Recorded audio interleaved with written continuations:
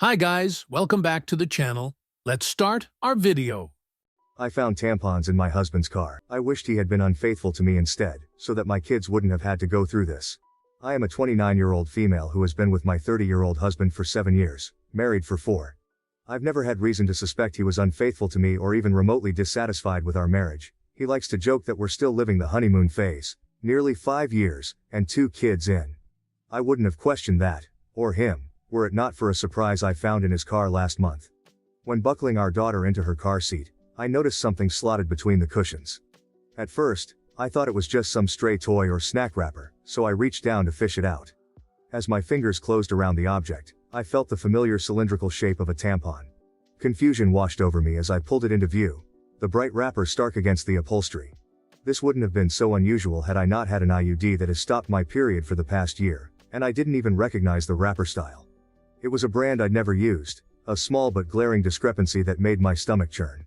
I brought it to my husband's attention later that evening, still holding the offending item like it was evidence in a mystery I was desperate to solve.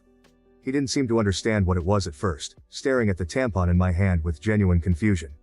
"Why are you showing me this?" he asked, his brow furrowing. I took a deep breath, trying to keep my voice steady.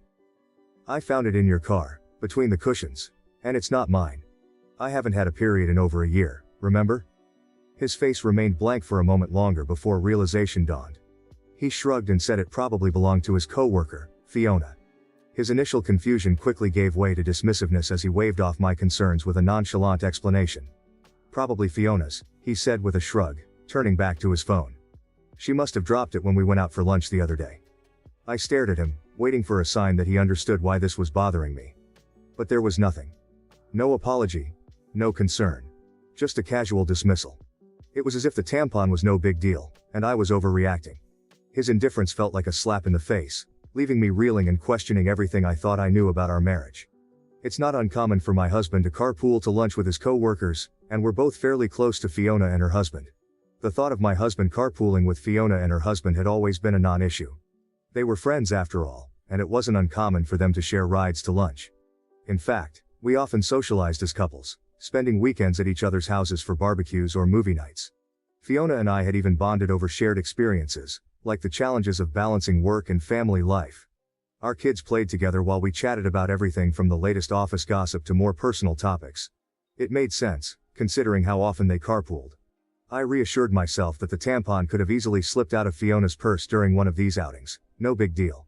Maybe it fell out when she was grabbing her phone or wallet, getting jostled around in the process. No big deal, right? It was just one of those little accidents that could happen to anyone. I brushed it off as a harmless mistake, convincing myself there was no need to worry. After all, our friendship with Fiona and her husband was solid, built on years of trust and shared experiences. There was no reason to suspect anything out of the ordinary. So, I pushed the unsettling discovery to the back of my mind, determined not to let a small, easily explained incident cause unnecessary drama. I put it out of my mind until we had dinner with Fiona and her husband a couple weeks later. I had sincerely wanted to believe my husband. I just couldn't get over the way it had been tucked in the seat and how my husband had seemed not to have any regard for it whatsoever. Maybe playing dumb. I don't know. I did something that I now feel kind of crazy for doing. I faked an emergency, and asked Fiona if she had any tampons while we were out together. She handed me one almost identical to the tampon I'd found in our back seat, and I breathed a sigh of relief. So the tampon there was probably the same tampon here, and in all likelihood, there was an innocent explanation as to why it had been left in the back seat in the first place. I thought I'd seen the last of the out-of-place feminine hygiene products until I found another tampon this morning. This time in my sock drawer. I feel physically ill at the thought of my husband having an affair and even more nauseated at the thought that the woman might have left these tampons out for me to find. If it was my husband's co-worker, why would she give herself away by offering me one the other night? In any other situation I would want to talk to my husband about this, but I feel too sick, and embarrassed, to approach him with what I found. Contemplating every possible source of 2 tampons has been my personal hell for the past few weeks, but I wanted to share an update. Shortly after posting here, I told my sister what happened. The tampon in the back seat and the sock drawer, my husband's cluelessness, the tampon from Fiona, and all the things I suspected but didn't want to believe. We compared tampons, save for the back seat one I had already discarded, and they were a match, just in different absorbents. I hadn't left either in a place where my husband or daughters would have found them and moved them around. My daughters didn't know what they were or where they had come from. My sister was convinced it was Fiona either pucking my husband, pucking with me, or both. Direct confrontation of either party still seemed like a bad idea, so she suggested inviting Fiona and her husband over for our Labor Day barbecue. Unfortunately, they already had plans. My sister and I agreed that it was too soon for cameras without any other evidence, so it was just a waiting game from there. Watching my husband for any changed behavior, there was none. Our house for any misplaced foreign items, there were none, and even the girls for any new friends they might have met. My sister's husband was adamant on this last point, and partly why he was inclined to believe that the tampons were harmless. If anything had been happening in or around our home, he said, it would be nearly impossible to keep it from me and the girls, since my husband was the one taking them to and from daycare and most other activities during the week. I felt a good bit of consolation in that. It wasn't until my younger daughter, 2YO, came down with something last week that I felt any differently. I wanted to be the one home taking care of her, but my husband insisted that I stay at work while he stayed home with her. I was okay with that. My sister and her husband figured it was a good sign that he would take the time off at a moment's notice, and at that point, we were all already beginning to put the tampon fiasco behind us. By the third or fourth day, I was just happy to see a near-healthy child and a husband who was helping see her through it. Toward the end of that week though, I came home to something strange. The toddler that I'd left that morning in an old PJ set was now dressed in a onesie I'd never seen before, with a tiny clip in her hair. I can't say I have the sharpest memory, but I have a pretty good sense of what my kids wear on a day-to-day basis, and particularly what kinds of clothes they wear. I'd sworn off the full-length sleepsuits with snaps across the front long before we'd ever had our second. The long snaps are just a pain in the ass and a no-go for efficient diaper changes, IMO. It's just not something I would dress her in, and my husband knows as much. He doesn't plan for, or buy the girls' clothes, and he certainly doesn't accessorize them, so I was bewildered. And kind of floored at the thought of someone around our sick child without my knowledge. I didn't think twice, and I went straight to my husband to ask if anyone had been over to see him or the girls. He seemed confused, like before, and asked me why I would think that. It had just been him and the kids all day. I asked him again, if someone had so much as stopped by to say hello, and he denied it. He told me to calm down. I might have lashed out and come forward with the accusations right then and there, but our older daughter was in the room and she sensed something was up. In a calmer voice, I asked him a third time if anyone had been around our children, and my husband swore that the girls hadn't been around anyone but him. He also denied buying new clothes or doing anyone's hair. With our daughter in the room and my emotions all over the place, I decided to leave it. I couldn't make sense of it then, and it hardly seems clearer now, after I've driven myself half crazy with explanations that aren't adding up. After nearly losing my mind over a hair clip and a onesie, I realized I wasn't getting anywhere with the accusations and half-baked guesswork. I'd gotten so absorbed in the paranoia and misery of my situation that I wasn't sleeping, eating or caring for my kids the way I should have been. And I wasn't getting any answers. So, I decided to pull the trigger on the hidden cameras and have them shipped to my sister's house, with my brother-in-law agreeing to help with the install setup over at mine. Before the cameras were ever delivered though, I got my long-awaited confirmation, last week. The day began like any other weekday morning in our bustling household. My husband and I rushed around, trying to corral our two energetic daughters into their school uniforms, all while attempting to grab a quick bite to eat ourselves. Despite the chaos, there was a sense of camaraderie in the air, as if we were all in this hectic dance together. Once the girls were dropped off at school, my husband and I went about our respective workdays, counting down the hours until we could reunite with our little ones. But there was a strange feeling that I couldn't shake off, no matter how hard I tried, and it only intensified when I received a notification on my phone while at work. A ring notification. Motion at the front door. I clicked on the video clip, half expecting to see the usual delivery person or neighbor passing by. But what I saw left me stunned. There on my doorstep was a young woman leading my daughter into the house, hand in hand, with my husband and other daughter close behind them. My heart hammered in my chest as I watched, my mind struggling to comprehend what I was seeing. The girls were supposed to be in daycare, and my husband was at work. The woman, as far as I knew, was living 2 states away with a court order keeping her there. Yet here she was, in our home, with my husband and children. A wave of panic washed over me as I scrambled to make sense of the situation. Was this some kind of mistake? A misunderstanding? Or was there something more sinister at play? I felt a knot form in the pit of my stomach as I realized that the answers to my questions might be far more troubling than I ever could have imagined. I stared at the screen in disbelief, the blood pounding in my ears as I watched the unthinkable unfold before my eyes. There, on the footage captured by our Ring doorbell, was a scene straight out of a nightmare. A woman I hadn't seen in years, leading my youngest daughter into our home hand in hand, with my husband and older daughter trailing behind them. The shock of the moment rendered me momentarily speechless. How could this be happening? The girls were supposed to be at daycare, and my husband at work. Yet here they were, entering our house with a woman I never thought I'd see again. My sister-in-law. My initial reaction was one of sheer disbelief, a desperate hope that there must be some kind of mistake, some innocent explanation for what I was witnessing. But as the reality of the situation sank in, a wave of anger surged through me like a tidal wave, threatening to consume everything in its path. With trembling fingers, I reached for my phone, my heart pounding in my chest as I dialed my husband's number. I needed answers, and I needed them now. But as the phone rang on the other end, there was no response. I immediately called my husband to ask him what the puck this woman was doing in our house. He didn't answer, so I texted it to him.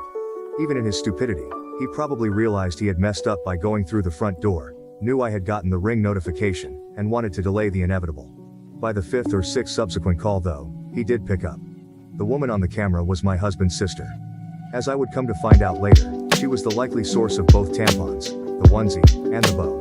She is also registered as an individual with a history of abuse and a recovering addict, who spent the better part of her adolescence and young adulthood coercing the silence of another one of my husband's family members after she had abused them. I hadn't seen or heard from her in years, and from the way my husband talked about her, I didn't expect I ever would. But here she was, in our house, with our children. It wasn't just the shock of seeing her after years of silence that left me reeling. It was the realization of what her presence in our home meant. My sister-in-law, fresh off another stint in rehab, was the last person I expected to find sneaking into our lives, especially under such clandestine circumstances. The gravity of the situation hit me like a ton of bricks. This wasn't about a random tampon or a harmless mistake. It was about deception and betrayal at the deepest level. Suffice to say, I was livid. It wasn't an affair at all, and still, somehow, infinitely more disgusting knowing who it was and why all of this had been happening. Apparently, my sister-in-law had wanted to reconnect and make amends with people she'd hurt, and my husband was high on that list.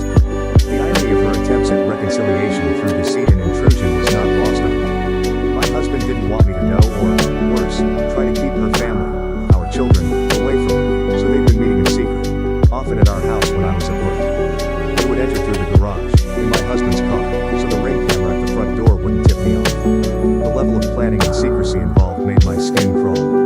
She spent the night on a weekend I had been on a business trip and slept in our bed. The very thought of her in our home, in our bed, made me feel violated. She babysat our girls on a night my husband told me he had dropped them off at his parents'. The casual way he had lied to me, the ease with which he had kept this secret, made me question everything I thought I knew about him. She bought the girls clothes and dressed my youngest in the onesie and bow that my husband had promised in his life I had dressed her in myself. The image of my daughter in that unfamiliar outfit, a tiny clip in her hair, now felt like a haunting reminder of the betrayal that had been unfolding right under my nose. And yet, when I turned to my husband for reassurance, for a glimmer of hope in the face of uncertainty, all I found was disbelief and denial. He brushed off my concerns with a casual shrug, insisting that it was all in my head, that I was overreacting to a series of harmless coincidences. My husband swore this was all in my head. The tampons, the onesie, the bow, and all the rest. He was perfectly content to watch me agonize for weeks over a woman he insisted didn't exist. Shrugging off each progressively more unsettling discovery like it was news to him and telling me I was being irrational. He insinuated that I was experiencing postpartum depression, 2 years after I'd given birth. 4 years later I told him that one of my biggest fears for motherhood was to suffer from PPD like my mother had with me, to not be fully present for our babies and be left with a world of guilt and regret as they grew older. But as the weeks stretched into months, and the truth remained stubbornly elusive, my patience wore thin, replaced by a simmering rage that threatened to consume me whole. How could he dismiss my fears so callously, to gaslight me into doubting my own sanity? How could he stand idly by as our family teetered on the brink of collapse? He told me I wasn't sleeping enough, that I missed the girls too much, that I needed to take a step back and reevaluate the state of my mental health. I gave him the benefit of the doubt because he was my husband, and because no other version of events made sense. Now, after a month of this mind fuck, I have nothing to show for my trust but this pathetic situation, and a lot of anger. My husband failed to explain himself. When confronted, he stammered and stumbled over his words, offering half-hearted excuses that made no sense. He muttered something about trying to protect me from unnecessary stress, about his sister just wanting to make amends, but his words were disjointed and unconvincing. Each excuse was more implausible than the last, a desperate attempt to cover up the truth. His evasiveness only confirmed my worst fears. The man I had trusted and built a life with was now a stranger to me, hiding behind a facade of lies and deceit. I watched as he avoided eye contact, his shoulders slumped in defeat. The weight of his betrayal hung heavily in the air, a palpable presence that neither of us could ignore. There was no reasonable explanation for his actions or for the deceit that had tainted our marriage. Every time he opened his mouth, I could see the panic in his eyes, the realization that he had been caught and there was no way out. His silence on certain points spoke louder than any words ever could, revealing the depth of his dishonesty.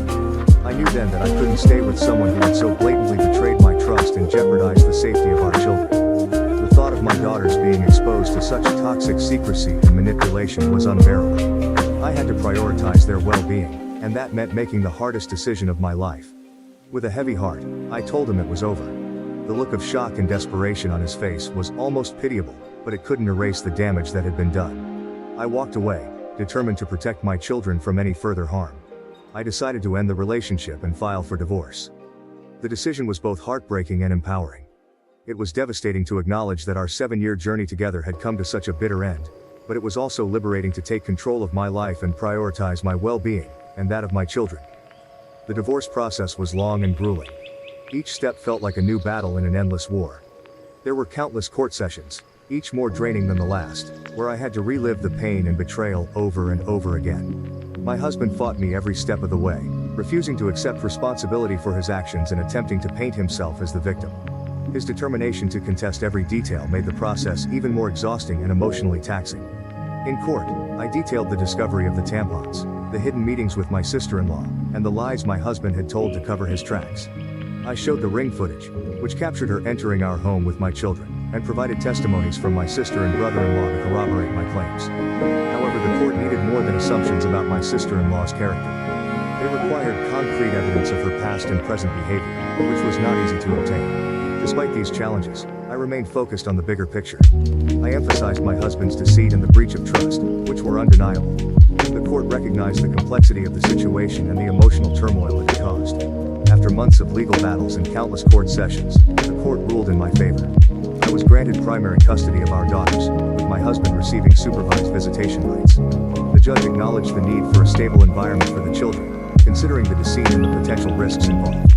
Looking back, this ordeal taught me several valuable lessons that I hope others can learn from. Trust is the foundation of any relationship, and once it's broken, it's incredibly difficult to rebuild. Always listen to your instincts. If something feels off, it probably is. Communication is key. Address issues head-on rather than letting them fester. Most importantly, never settle for less than you deserve. My children and I deserve a life free from deception and betrayal, and I am committed to building that future for us. In your opinion, what do you think about this story? Please leave your comment below to let me know.